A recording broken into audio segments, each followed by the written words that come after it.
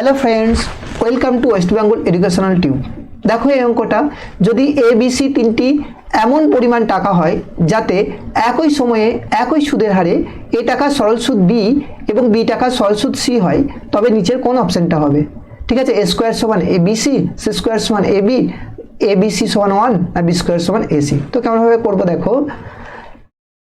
দেখো কি বলেছে, একই সময়ে একই সুদের হারে এ টাকা সরল সুদ বি।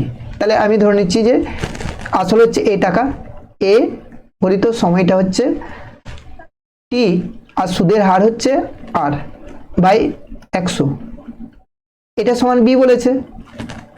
তারপরে বলেছে বি টাকা সরল সুদ, তাহলে বি সময়টা হচ্ছে টি হরিত আর বাই 100। তো বি টাকা সরল সুদ সি, তাহলে এটা হচ্ছে সি।